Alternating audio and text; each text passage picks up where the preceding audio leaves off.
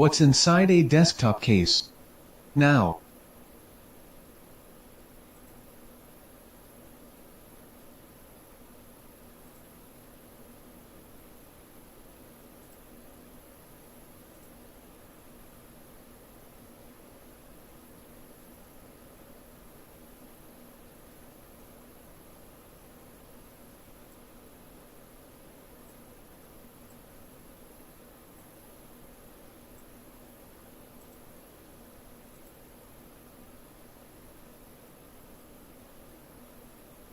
Step 2. Opening the case.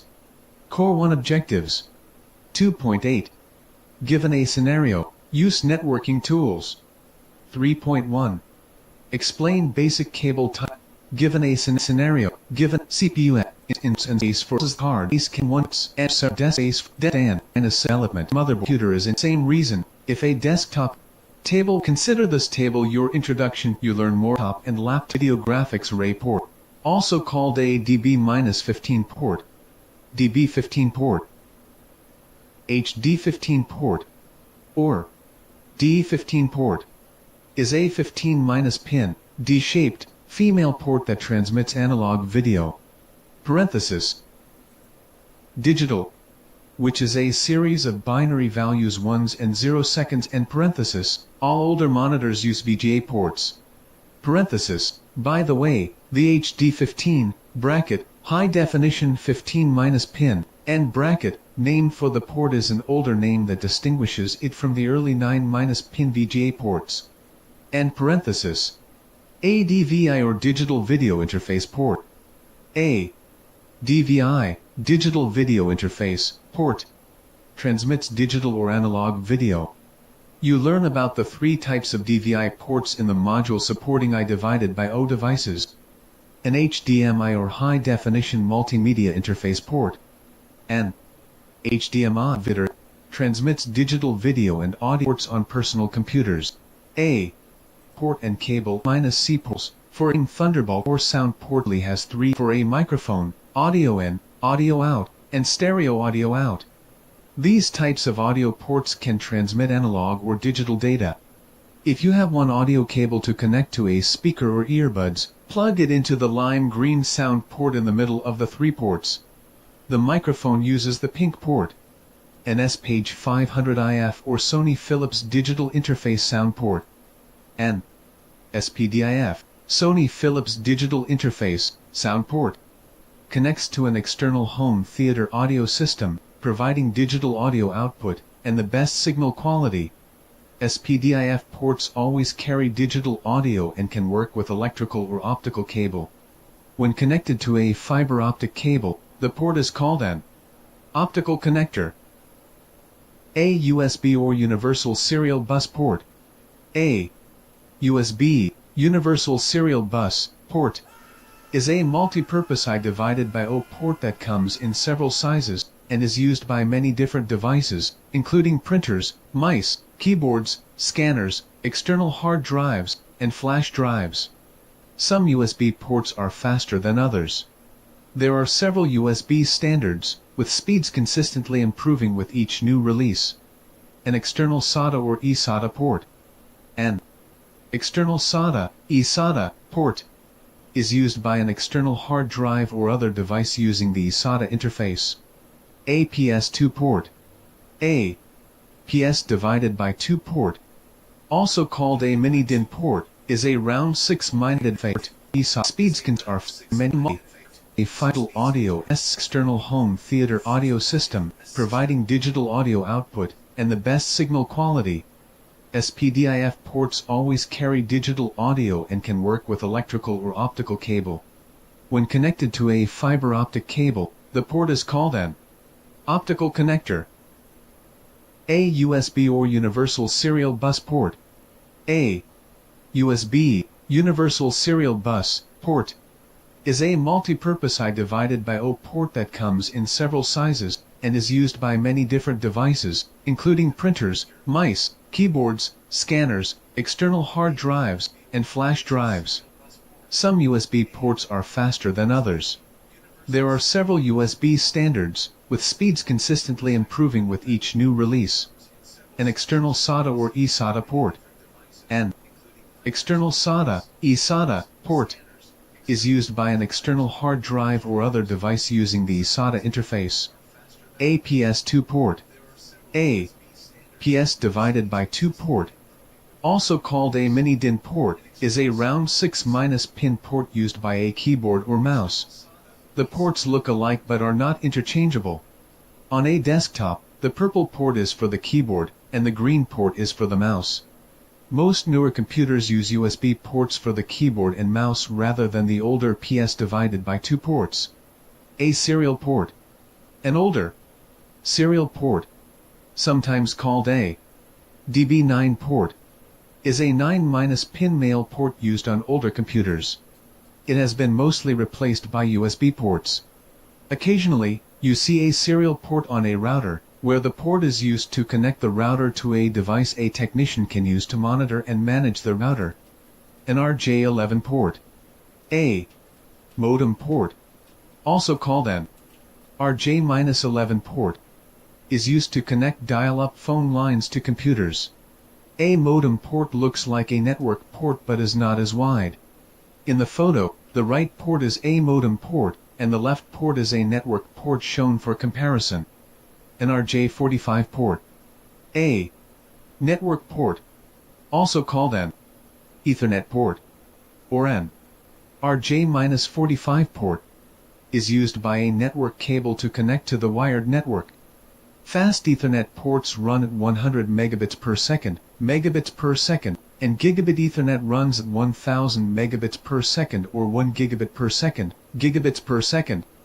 A megabit is 1 million bits, and a gigabit is 1 billion bits. A bit is a binary value of 1 or 0. Icon. Exam tip. The A+ Core 1 exam expects you to know how to identify the ports shown in Table 1-1. Loopback plugs. A loopback plug is used to test a network port in a computer or other device to make sure the port is working. It might also test the throughput or speed of the port.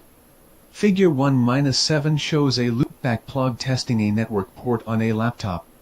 You know both the port and the network cable are good because the lights on either side of the port are lit. You can also buy a USB loopback plug to test USB ports. Figure 1-7. A loopback cable with one end inserted into the RJ45 port of a laptop. A loopback plug testing a network port and network cable. What's inside a desktop case? Now that you're familiar with the outside of the case, let's open the case to see what is inside. Here are the steps to open a computer case. 1. Backup important data. If you are starting with a working computer, make sure important data is backed up first. Copy the data to an external storage device such as a flash drive or external hard drive. If something goes wrong while you're working inside the computer, at least your data will be safe. 2. Power down the system, and unplug it. Remove disks from the optical drive. Then power down the system, and unplug the power, monitor, mouse, and keyboard cables, and any other peripherals or cables attached. Then move these cables out of your way. Icon. Caution. When you power down a computer, and even turn off the power switch on the rear of the computer case, residual power is still on. Some motherboards have a small light inside the case to remind you of this fact, and to warn you that power is still getting to the system. Therefore, be sure to always unplug the power cord before opening a case. 3. Press and hold down the power button for a moment. After you unplug the computer, press the power button for about 3 seconds to completely drain the power supply. See Figure 1-8, and parenthesis. Sometimes when you do so, you'll hear the fans quickly start and go off as residual power is drained. Only then is it safe to work inside the case. Figure 1-8. Open Image Viewer. Press the power button after the computer is unplugged. 4. Have a plastic bag or cup handy to hold screws. When you reassemble the computer, you will need to insert the same screws in the same holes. This is especially important with the hard drive because screws that are too long can puncture the hard drive housing, so be careful to label those screws clearly. 5. Open the case cover. Sometimes, figuring out how to open a computer case is the most difficult part of disassembling a computer. If you need help figuring it out, check the user manual or website of the case manufacturer. To remove the computer case cover, do the following. Some cases require you to start by laying the case on its side and removing the faceplate on the front of the case first. Other cases require you to remove a side panel first, and much older cases require you to first remove all the sides and top as a single unit. Study your case for the correct approach. Most cases have panels on each side that can be removed. It is usually necessary to remove only one panel to expose the top of the motherboard. To know which panel to remove, look at the port locations on the rear of the case. For example, in Figure 1-9, the ports on the motherboard are on the left side of the case, indicating the bottom of the motherboard is on the left. Therefore, you will want to remove the right panel to expose the top of the motherboard. Lay the case down to its left so the ports and the motherboard are on the bottom.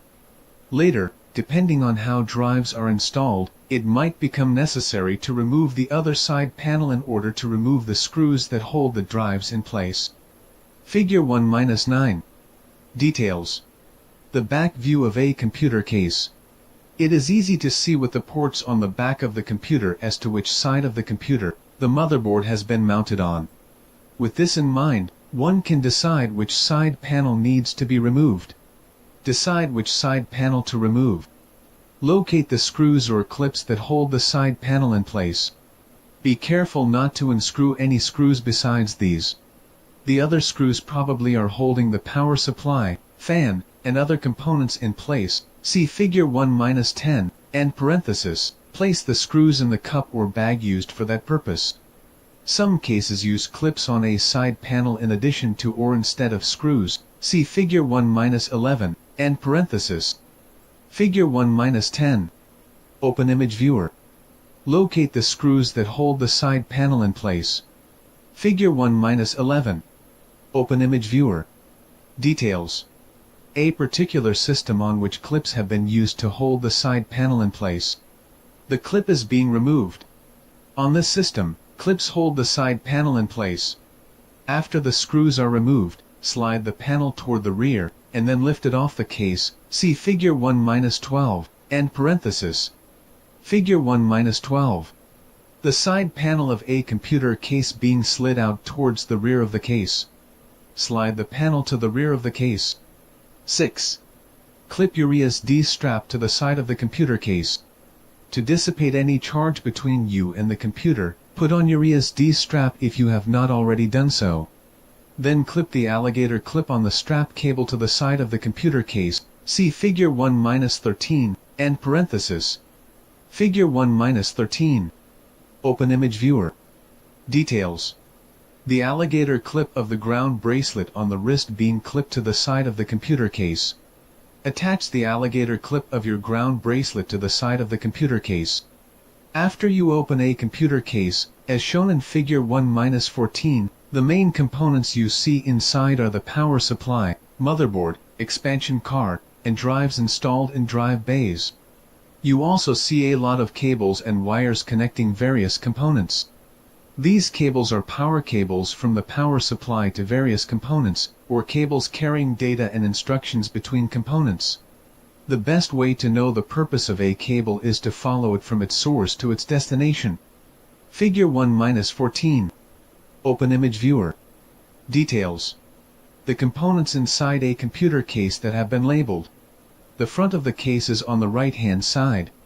The following components are present. Motherboard. Memory slots. Processor underneath the fan. SATA data cables. Power supply. Power cords. Optical, parenthesis, DVD and CD drive. 2 hard drives and a solid-state drive. Inside the computer case. Here is a quick explanation of the main components installed in the case, which are called internal components. The motherboard, processor, and cooler. The motherboard, also called the main board, the system board, or the techie jargon term, The MOBO is the largest and most important circuit board in the computer. The motherboard contains a socket to hold the processor or CPU. The Central Processing Unit, CPU, also called the processor or microprocessor, does most of the processing of data and instructions for the entire system. Because the CPU generates heat, a fan and heat sink might be installed on top to keep it cool. A heat sink consists of metal fins that draw heat away from a component. The fan and heat sink together are called the processor cooler. Figure 1-15 shows the top view of a motherboard, and Figure 1-16 shows the ports on the side of a motherboard. Figure 1-15. Open Image Viewer. Details. The hardware components that are directly or indirectly connected to a motherboard. Page 100i into 16 slot.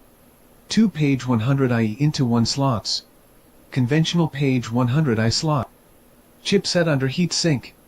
Cooler with CPU below. 4 memory modules or DIMMs. All hardware components are either located on the motherboard or directly or indirectly connected to it because they must all communicate with the CPU. Figure 1-16. Open Image Viewer. Details. The ports available on a motherboard. eSATA 2.0 port. Network port. DVI video port. FireWire port. S-Page 500IF port for coaxial cable. 2 blue USB 3.0 ports. HDMI video port. Display port or video port. 6 USB 2.0 ports. Ports provided by a motherboard. Expansion cards. A motherboard has expansion slots to be used by expansion cards. An expansion card, also called an adapter card, is a circuit board that provides more ports than those provided by the motherboard. Figure 1-17 shows a video card that provides 3 video ports. Notice the cooling fan and heat sink on the card, which help to keep the card from overheating. The trend today is for most ports in a system to be provided by the motherboard, called onboard ports, with decreased use of expansion cards. Figure 1-17. Open Image Viewer. Details. The components on a video card and the ports on the end of it. The components are the following. Cooling fan. Heat sink. Tab used to stabilize the card. Page 100i express into 16 connectors. The ports are the following. 15-pin analog video port. TV out connector. DVI port. The easiest way to identify this video card is to look at the ports on the end of the card. Memory modules. A desktop motherboard has memory slots, called DIMM, dual inline memory module. Slots, to hold memory modules. Figure 1-18 shows a memory module installed in one DIMM slot along with 3 empty DIMM slots. Memory, also called RAM, random access memory, is temporary storage for data and instructions as they are being processed by the CPU. The memory module shown in Figure 1-18 contains several RAM chips. Video cards also contain some embedded RAM chips for video memory. Figure 1-18. Open Image Viewer. A DIMM holds RAM and is mounted directly on a motherboard. Hard drives and other drives. A system might have one or more hard drives and an optical drive. A hard drive, also called a hard disk drive, HDD, is permanent storage used to hold data and programs. For example, the Windows 10 operating system and applications are installed on the hard drive. All drives in a system are installed in a stack of drive bays at the front of the case. The system shown in Figure 1-14 has 2 hard drives and 1 optical drive installed. These 3 drives are also shown in Figure 1-19. The larger hard drive is a magnetic drive, and the smaller hard drive is a solid-state drive, SSD. Each drive has 2 connections for cables. The power cable connects to the power supply, and another cable, used for data and instructions, connects to the motherboard. Figure 1-19. Open Image Viewer. Details. Different types of storage drives. A 3.5-inch hard drive, a 2.5-inch solid-state hard drive, and a DVD drive. Two types of hard drives, parenthesis, a larger magnetic drive, and a smaller solid-state drive, and a DVD drive. The power supply. A computer power supply, also known as a power supply unit, PSU, is a box installed in a corner of the computer case, see Figure 1-20, and parenthesis, that receives and converts the house current so components inside the case can use it. Most power supplies have a dual voltage selector switch on the back of the computer case where you can switch the input voltage to the power supply if necessary. 115 V is used in the United States, and 220 volts is used in other countries. See Figure 1-21. The power cables can connect to and supply power to the motherboard, expansion cards, and drives. Figure 1-20. Open image viewer. A power supply with attached power cables. Figure 1-21. Open image viewer. Details. The back view of a power supply unit. 4 screws hold the power supply in the case. The power supply unit has a dual voltage selector switch. The dual voltage selector switch sets the input voltage to the power supply. Note 2. If you ever need to change the dual voltage selector switch, be sure you first turn off the computer and unplug the power supply. Form factors used by desktop cases, power supplies, and motherboards. The desktop computer case, power supply, and motherboard must all be compatible and fit together as an interconnecting system. The standards that describe the size, shape, screw hole positions, and major features of these interconnected components are called form factors. Using a matching form factor for the motherboard, power supply, and case assures you that the motherboard fits in the case. The power supply cords to the motherboard provide the correct voltage, and the connectors match the connections on the board. The holes in the motherboard align with the holes in the case so you can anchor the board to the case. The holes in the case align with ports coming off the motherboard. For some form factors, wires for switches and lights on the front of the case match up with connections on the motherboard. The holes in the power supply align with holes in the case for anchoring the power supply to the case.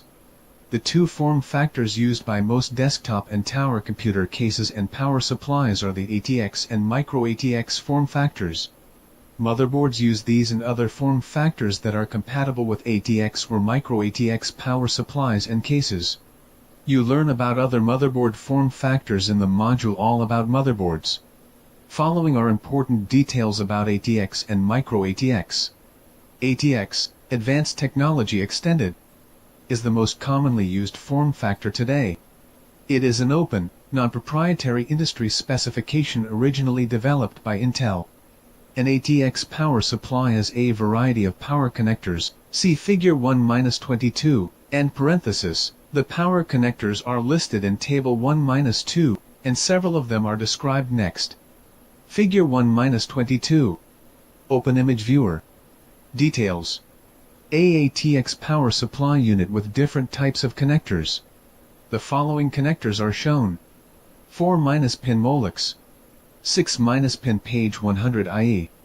SATA. 8-pin O. Berg connector. 4-pin O. 24-pin O. 24-pin page 18-pin page 100 IE. An ATX power supply with connectors. Table 1-2 power supply connector. Connector. Description. A 20-pin page 1 connector. The 20-pin P1 connector is the main motherboard power connector used in the early ATX systems.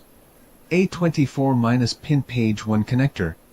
The 24-pin P1 connector, also called the 20+ 4-pin connector, is the main motherboard power connector used today. A 20+ 4-pin page 1 connector. The 20+ 4-pin P1 connector has 4 pins removed so the connector can fit into a 20-pin P1 motherboard connector. A 4-pin 12-volt connector.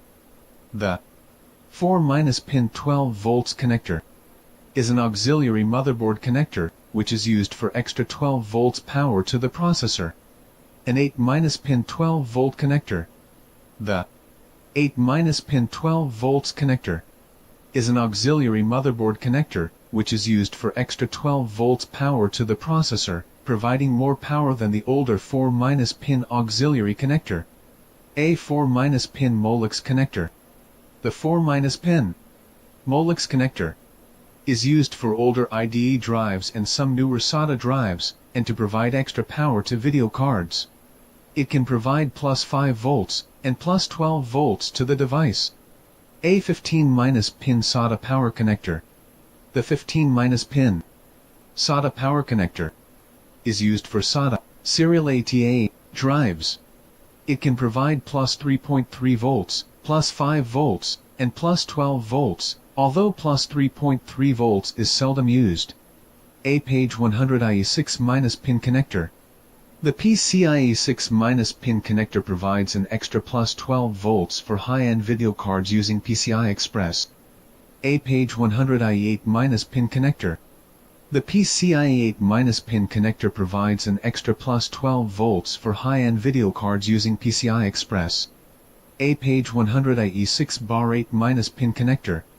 The PCIe 6 divided by 8-pin connector is used by high-end video cards using PCIe times 16 slots to provide extra voltage to the card. It can accommodate a 6-hole or 8-hole port. To make the 8-pin connector, combine both the 6-pin and 2-pin connectors. Icon. Exam tip. The A+ Core 1 exam expects you to know about each connector listed in Table 1-2 and to know how to choose a connector given a scenario. Power connectors have evolved because components that use new technologies require more power. As you read about the following types of power connectors, and why each came to be, you'll also learn about the evolving expansion slots and expansion cards that drove the need for more power. 4-pin and 8-pin auxiliary connectors. When processors began to require more power, the ATX version 2.1 specifications added a 4-pin auxiliary connector near the processor socket to provide an additional 12 volts of power. See Figure 1-23. Step 3. Removing expansion cards. Core 1 Objective 3.4. Given a scenario, install and configure motherboards, central processing units, CPUs, and add-on cards. If you plan to remove several components, draw a diagram of all cable connections to the motherboard, expansion cards, and drives. You might need this cable connection diagram to help you reassemble. Note where each cable begins and ends, and pay particular attention to the small wires and connectors that connect the lights, switches, and ports on the front of the case to the motherboard front panel connectors. It's important to be careful about diagramming these because it is easy to connect them in the wrong position later when you reassemble. You can use a felt tip marker to make a mark across components, which can indicate a cable connection, board placement, motherboard orientation, speaker connection, brackets, and so on. Then you can simply line up the marks when you reassemble. This method, however, probably won't work for the front case wires because they are so small. For these, consider writing down the colors of the wires and their positions on the pins or taking a photo of the wires in their positions with your cell phone. See Figure 1-29, and parenthesis. Figure 1-29. Details. A photo taken of the front case wires before removing them so that it becomes easier to plug them back in. Diagram the pin locations of the color-coded wires that connect to the front of the case. Note 3. A header is a connector on a motherboard that consists of pins that stick up from the board. For example, the group of pins shown in Figure 1-29 is called the front panel header. Computer systems vary in so many ways that it's impossible to list the exact order to disassemble one. Most likely, however, you need to remove the expansion cards first. Do the following to remove the expansion cards. 1. Remove any wire or cable connected to the card. 2. remove the screw holding the card to the case, see Figure 1-30, and parenthesis. Figure 1-30.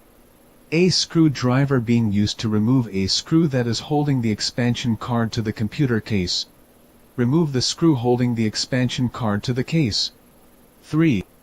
Grasp the card with both hands, and remove it by lifting straight up. If you have trouble removing it from the expansion slot, you can very slightly rock the card from end to end, not side to side. Rocking the card from side to side might spread the slot opening and weaken the connection. 4. As you remove the card, don't put your fingers on the edge connectors or touch a chip, and don't stack the cards on top of one another.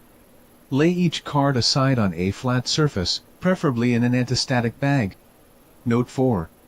Cards installed in PCI Express times 16 slots use a latch that helps to hold the card securely in the slot. To remove these cards, use one finger to hold the latch back from the slot, as shown in Figure 1-31, as you pull the card up and out of the slot. Figure 1-31. Details. The retention mechanism on the expansion slot for a video card being held in place as the video card is removed. Hold the retention mechanism back as you remove a video card from its expansion slot.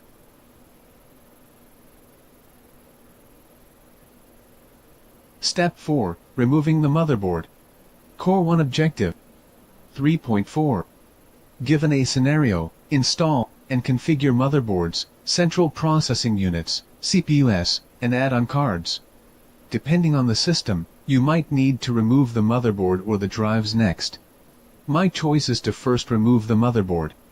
It and the processor are the most expensive and most easily damaged parts of the system. I like to get them out of harm's way before working with the drives. However, in some cases, you must remove the drives or the power supply before you can get to the motherboard. Study your situation, and decide which to do first. To remove the motherboard, do the following. 1. Unplug the power supply lines to the motherboard. 2.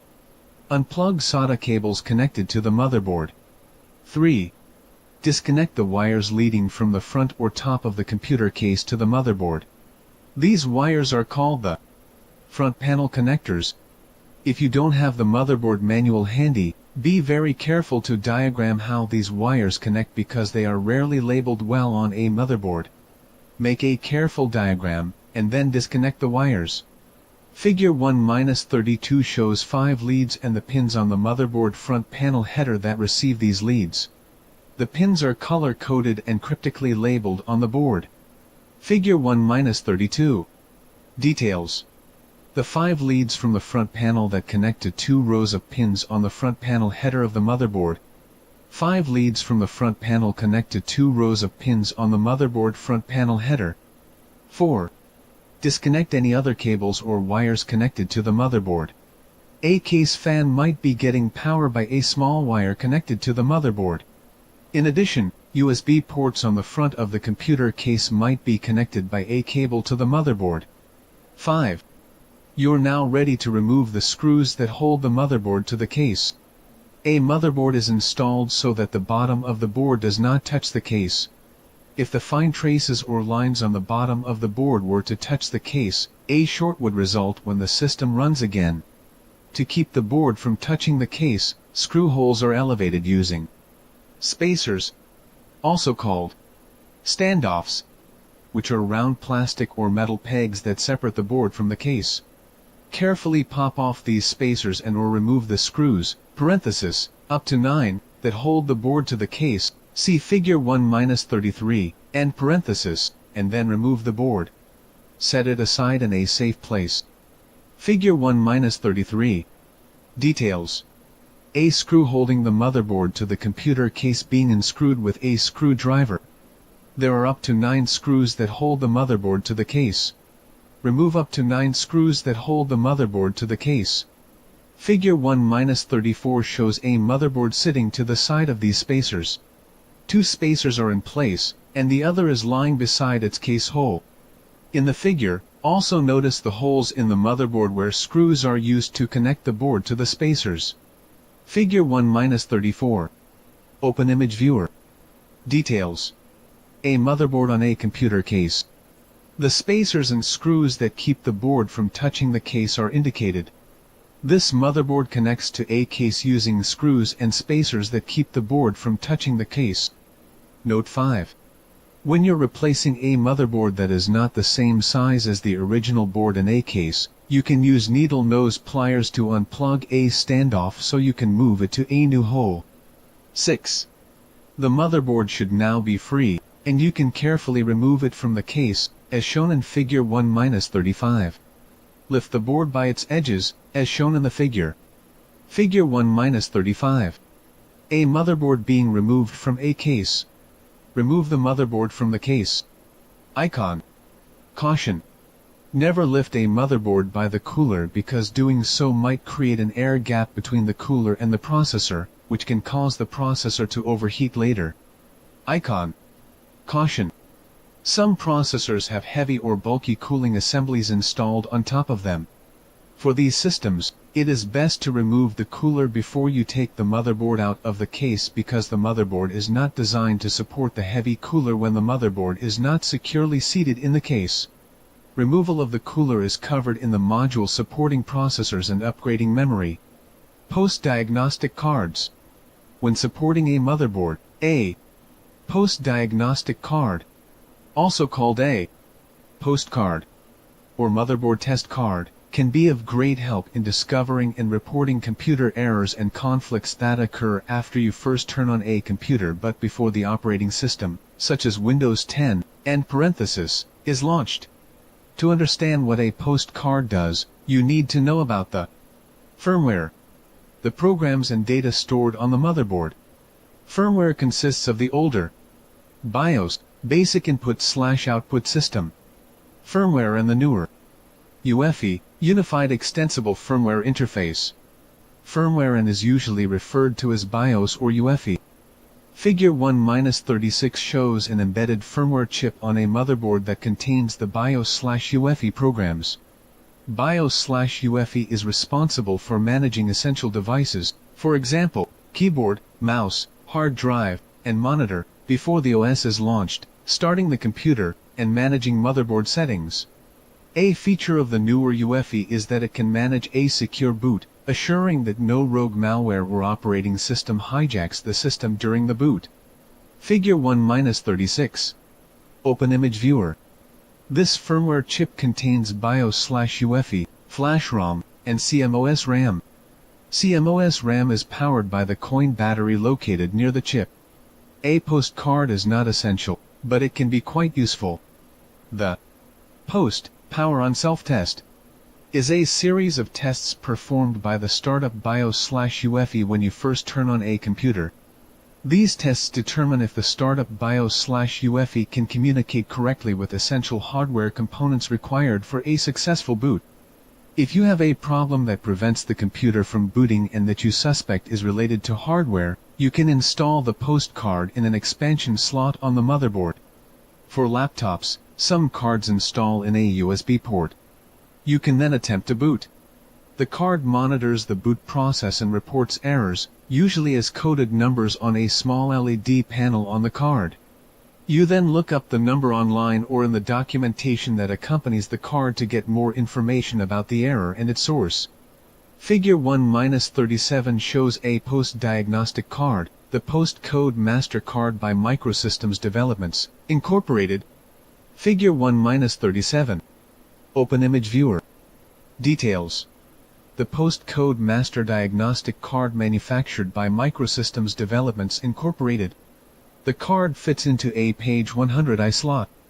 The Postcode Master Diagnostic Card by Microsystems Developments Incorporated installs an APCI slot. Before purchasing this or any other diagnostic tools or software, read the documentation about what they can and cannot do, and read some online product reviews. Try using Google.com and searching on computer diagnostic card reviews. Note 6.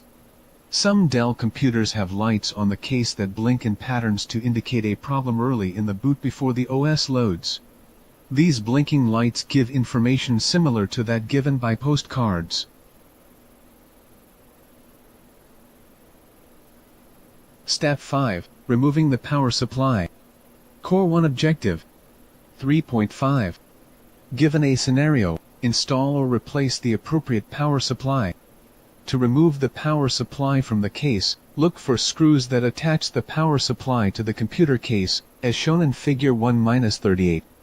Be careful not to remove any screws that hold the power supply housing together. You do not want to take the housing apart. After you have removed the screws, the power supply still might not be free. Sometimes, it is attached to the underside of the case by recessed slots. Turn the case over, and look on the bottom for these slots. If they are present, determine in which direction you need to slide the power supply to free it from the case. Figure 1-38. The mounting screws on the power supply in a computer case being unscrewed. Remove the power supply mounting screws. Power supply tester. A power supply tester is used to measure the output of each connector coming from the power supply. You can test the power supply when it is outside or inside the case. As you saw earlier in Figure 1-20, the power supply provides several cables and connectors that power various components inside the computer case. A power supply tester has plugs for each type of cable. Connect a power cable to the tester, plug up the power supply, and turn on the tester. An LCD panel reports the output of each LED. See Figure 1-39, and parenthesis. Figure 1-39. Details. A power supply tester being used to test the output on a power connector connected to a power supply. Use a power supply tester to test the output of each power connector on a power supply. Multimeter. A multimeter. See Figure 1-40, and parenthesis, is a more general-purpose tool that can measure several characteristics of electricity in a variety of devices. Some multimeters can measure voltage, current, resistance, and continuity. Continuity determines that two ends of a cable or fuse are connected without interruption. And parenthesis, when set to measure voltage, you can use it to measure output of each pin on a power supply connector. When set to measure continuity, a multimeter is useful to test fuses, to determine if a cable is good, or to match pins on one end of a cable to pins on the other end. Figure 1-40. Open Image Viewer. Details. A digital multimeter. The DCV button on the multimeter is used to measure DC voltage. The multimeter has a data hold switch. The red probe at the positive jack is installed on the multimeter. The black probe at the negative jack is installed on the multimeter. The ACV button on the multimeter is used to measure AC voltage. The omega button is used to measure resistance. There is a button to measure continuity. The multimeter features a function switch. This digital multimeter can be set to measure voltage, resistance, or continuity. Step 6. Removing the drives. Core 1 objective. 3.3. Given a scenario, select and install storage devices. A computer might have one or more hard drives, an optical drive, parenthesis, CD, DVD, or Blu-ray, or some other type of drive. A drive receives power by a power cable from the power supply and communicates instructions and data through a cable attached to the motherboard. Most hard drives and optical drives today use the serial ATA, SATA standard. Figure 1-41 shows a SATA cable connecting a hard drive and motherboard. SATA cables can only connect to a SATA connector on the motherboard in one direction. See Figure 1-42, and parenthesis. SATA drives get their power from a power cable that connects to the drive using a SATA power connector. Refer back to the photo in Table 1-2, and parenthesis. Figure 1-41. Open Image Viewer. Details. A hard drive subsystem that is connected to the motherboard using a serial ATA cable.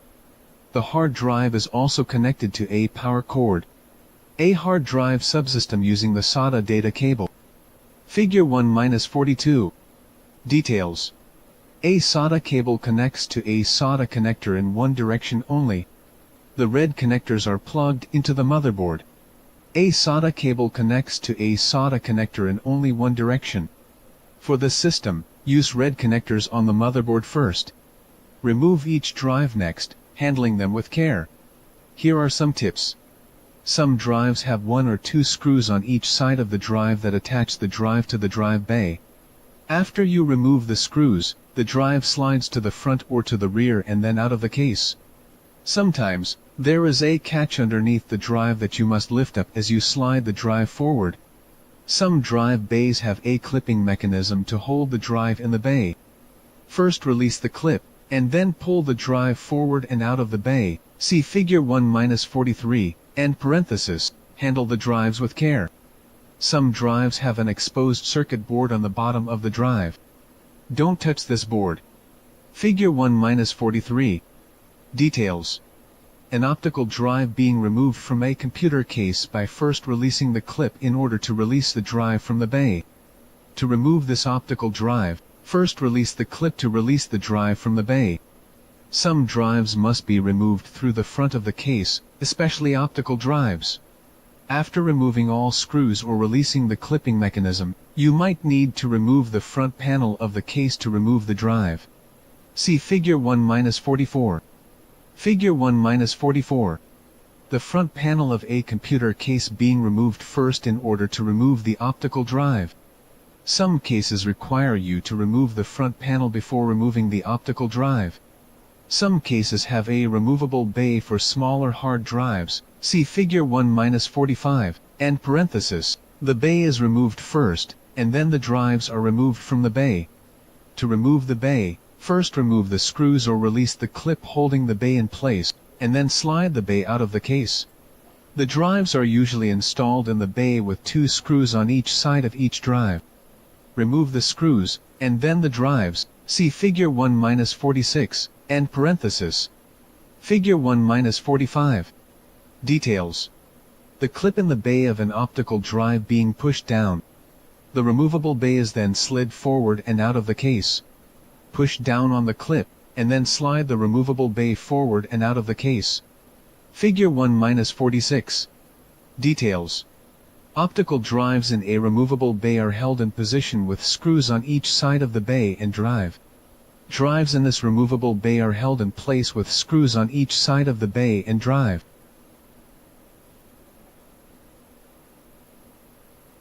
Steps to put a computer back together. Core 1 Objective 3.4. Given a scenario, install and configure motherboards, central processing units, CPUs, and add-on cards. To reassemble a computer, reverse the process of disassembling. Here is where your diagrams will be especially useful. Having the screws and cables organized will also help. In the directions that follow, we're also considering the possibility that you are installing a replacement part as you reassemble the system. Do the following. 1. Install components in the case in this order: power supply, drives, motherboard, and cards. When installing drives, know that for some systems, it's easier to connect data cables to the drives and then slide the drives into the bay. If the drive is anchored to the bay with screws or latches, be careful to align the front of the drive flush with the front of the case before installing screws or pushing in the latches. See Figure 1-47, and parenthesis. Figure 1-47. Details. An optical drive being inserted into the bay in a computer case. Latches on the side of the bay are pushed in to secure the drive. Align the front of the drive flush with the case front, and then anchor with a screw. 2.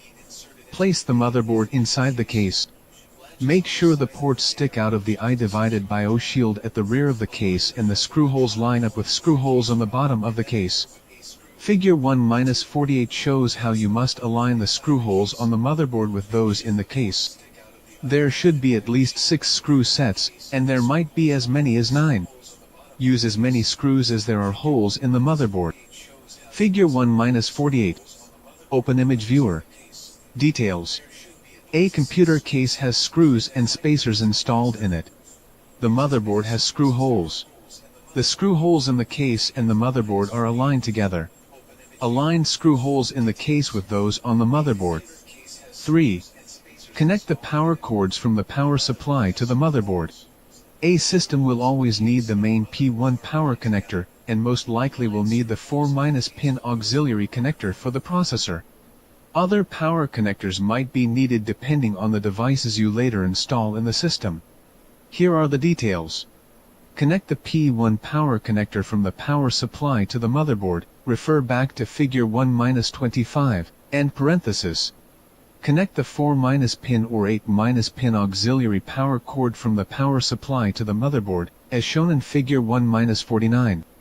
This cord supplies the supplemental power required for the processor. Figure 1-49. An auxiliary 4- pin power cord which provides power to the processor. The auxiliary 4- pin power cord provides power to the processor. To power the case fan, connect the power cord from the fan to pins on the motherboard labeled fan header. Alternately, some case fans use a 4- pin Molex connector that connects to a power cable coming directly from the power supply. If a CPU and cooler are already installed on the motherboard, connect the power cord from the CPU fan to the pins on the motherboard labeled CPU fan header. 4. Connect the wire leads from the front panel of the case to the front panel header on the motherboard. These are the wires for the switches, lights, and ports on the front or top of the computer. Because your case and your motherboard might not have been made by the same manufacturer, you need to pay close attention to the source of the wires to determine where they connect on the motherboard. For example, figure 1-50 shows a computer case that has 7 connectors from the front panel that connect to the motherboard. Figure 1-51 shows the front panel header on the motherboard for these lights and switches. If you look closely at the board in figure 1-51, you can see labels identifying the pins. Figure 1-50. Open Image Viewer. Details. The 7 connectors from the front panel which connect to the motherboard. The connectors have a triangle on them to orient the connector on the pins. 7 connectors from the front panel connect to the motherboard. Figure 1-51. Open Image Viewer. The front panel header uses color-coded pins and labels. The 5 smaller connectors on the right side of figure 1-50 are labeled from right to left as follows. Power SW. Controls power to the motherboard. Must be connected for the PC to power up. HDD LED. Controls the drive activity light on the front panel that lights up when any SATA or IDE device is in use. HDD stands for hard disk drive and LED stands for light emitting diode. An LED is a light on the front panel. End parenthesis. Power LED plus. Controls the power light and indicates that power is on. Power LED minus. Controls the power light. The 2 positive and negative leads indicate that power is on. Reset SW. Switch used to reboot the computer. Note 7. Positive wires connecting the front panel to the motherboard are usually a solid color, and negative wires are usually white or striped. To help orient the larger connectors on the motherboard pins, look for a small triangle embedded on the connector that marks one of the outside wires as pin 1. See figure 1-50, end parenthesis. Look for pin 1 to be labeled on the motherboard as a small one embedded to either the right or left of the group of pins. If the labels on the board are not clear, turn to the motherboard user guide for help. The diagram in figure 1-52 shows what you can expect from one motherboard user guide. Notice pin 1 is identified as a square pin in the diagram, rather than round like the other pins. Figure 1-52. Details. A documentation sheet indicating the front panel header connections. The pin numbers, their assignments, and function are listed in a table along with a picture showing the placement of the front panel header on the motherboard. A blow-up shows the details of the pins along labels for each pin. Documentation for front panel header connections. Note 8. If the user guide is not handy, you can download it from the motherboard manufacturer's website. Search on the brand and model number of the board, which is imprinted somewhere on the board. Sometimes the motherboard documentation is not clear, but guessing is okay when connecting a wire to a front panel header connection. If it doesn't work, no harm is done. Figure 1-53 shows all front panel wires in place, and the little speaker also connected to the front panel header pins. Figure 1-53. Open image viewer. A front panel header with all connectors in place. 5. Connect wires to ports on the front panel of the case. Depending on your motherboard and case, there might be cables to connect audio ports or USB ports on the front of the case to headers on the motherboard. Audio and USB connectors are the two left connectors, previously shown in figure 1-50. You can see these ports for audio and USB on the front of the case in figure 1-54. Look in the motherboard documentation for the location of these connectors. The audio and USB connectors are labeled for one board in figures 1-55A and 1-55 bytes. Figure 1-54. Open image viewer. Details. The front side of a computer case which has several ports on it. There are two USB ports, and an audio out and microphone ports. Ports on the front of the computer case.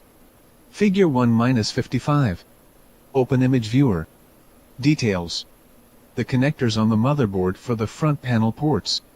The motherboard has a front audio header, and 3 USB headers. Connectors for front panel ports. 6. Install the video card, and any other expansion cards. Push the card straight down into the slot, being careful not to rock it side to side, and install the screw to secure the card to the case. 7. Take a few minutes to double-check each connection, and make sure it is correct and snug.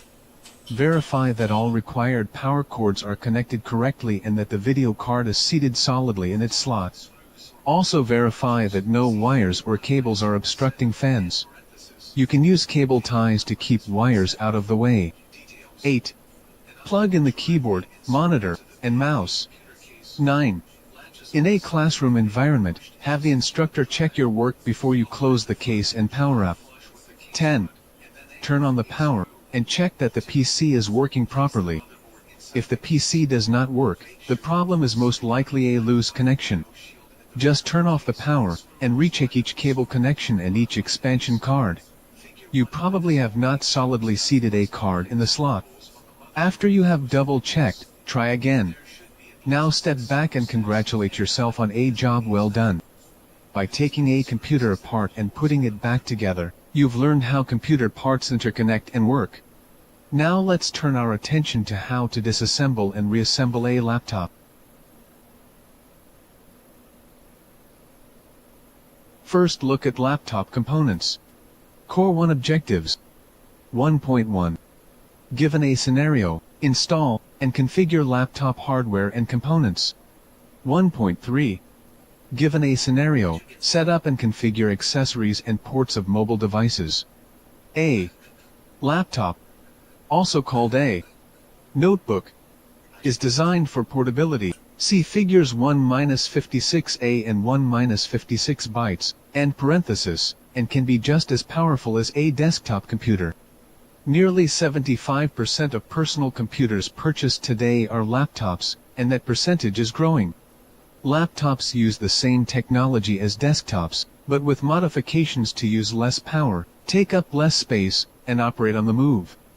Figure 1-56. Open image viewer. istock.com/Grosseto. A laptop, netbook, and all-in-one computer. Laptops come in several varieties, including some with a touch screen that allows you to handwrite on it with a stylus, and some with a rotating or removable screen that allows you to use the laptop as a tablet. See figure 1-57, and parenthesis, another variation of a laptop is a netbook. Figure 1-56 bytes, and parenthesis, which is smaller and less expensive than a laptop, and has fewer features. An all-in-one computer. Figure 1-56C, and parenthesis, has the monitor and computer case built together and uses components that are common to both a laptop and desktop.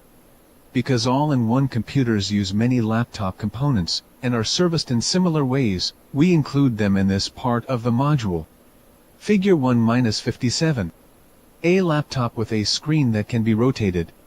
This laptop functions as a tablet computer as well.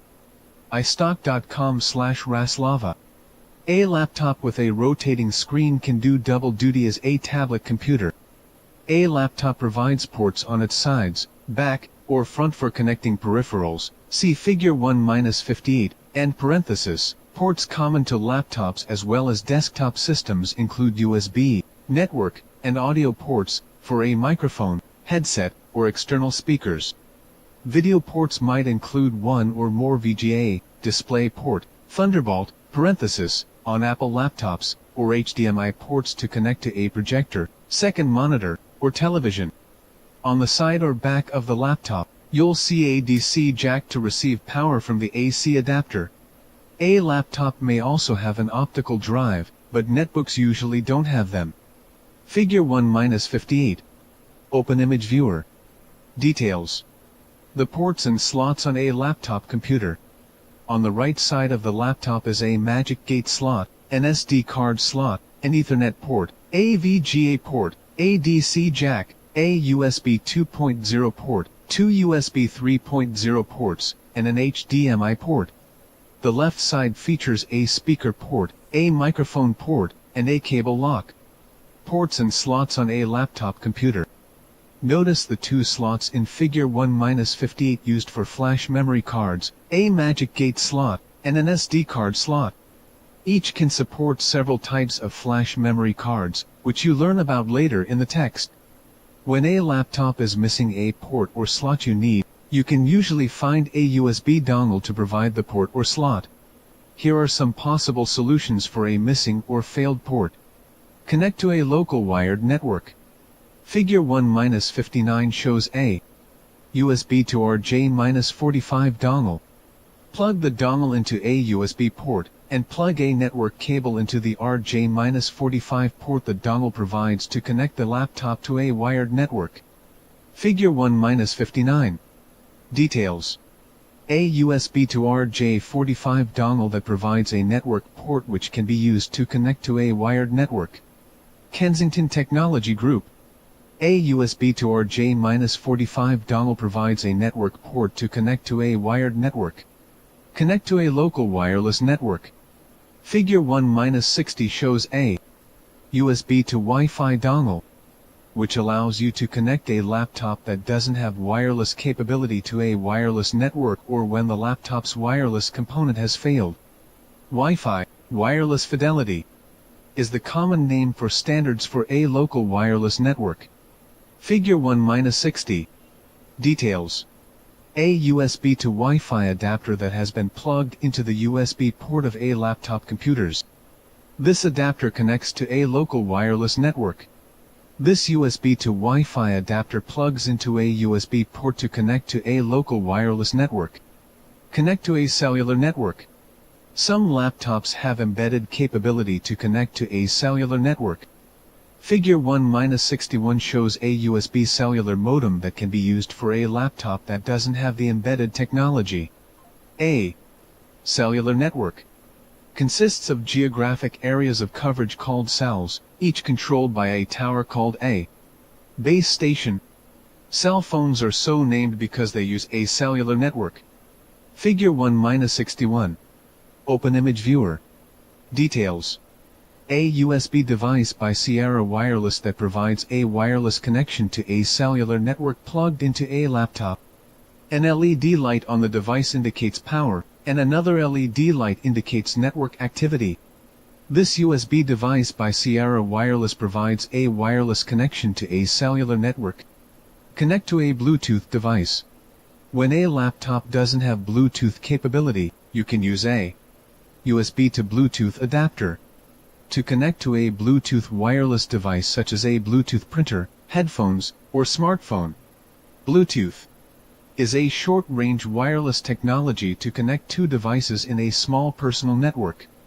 Use an external optical drive. When a laptop or netbook doesn't have an optical drive, you can use a USB optical drive. Plug the USB optical drive into a USB port so you can use CDs and DVDs with the laptop or netbook. Docking stations and port replicators. Core 1 Objective 1.3. Given a scenario, set up and configure accessories and ports of mobile devices. The bottom or sides of some laptops have a proprietary connector, called a docking port. See Figure 1-62, end parenthesis, that connects to a docking station. A docking station provides ports to allow a laptop to easily connect to a full-sized monitor, keyboard, AC power adapter, and other peripheral devices. See Figure 1-63. Laptop manufacturers usually offer a docking station as an additional option on most business laptops, and a few consumer laptops as well. A disadvantage of a docking station is that when you upgrade your laptop, you typically must purchase a new compatible docking station. Figure 1-62. Open Image Viewer. The docking port and sheet battery connector on the bottom of a laptop. Figure 1-63. A Lenovo ThinkPad laptop placed on a docking station. Source, Lenovo. A docking station for a Lenovo ThinkPad. A port replicator, sometimes called a universal docking station, is a device that provides ports to allow a laptop to easily connect to peripheral devices, such as an external monitor, network, printer, keyboard, and mouse, or speakers. See Figure 1-64. Some port replicators also supply power to the laptop to charge the battery.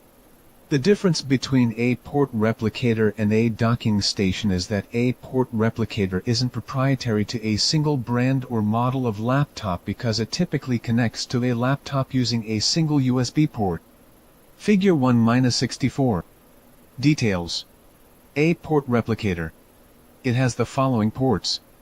DC power jack. USB to page 100 port. 2 USB 3.0 ports. 4 USB 2.0 ports. An HDMI port. A DVI port. A Gigabit Ethernet port.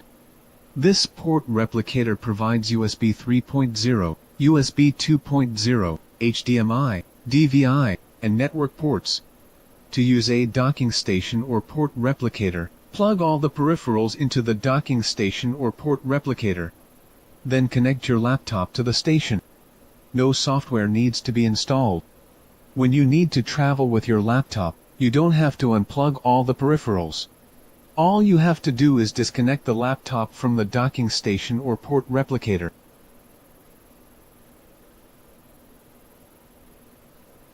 Special considerations when supporting laptops. Core 1 Objectives. 1.1. Given a scenario, install and configure laptop hardware and components. 1.3. Given a scenario, set up and configure accessories and ports of mobile devices. Laptops and their replacement parts cost more than desktop computers with similar features because laptop components are designed to be more compact and stand up to movement. Laptops use compact hard drives.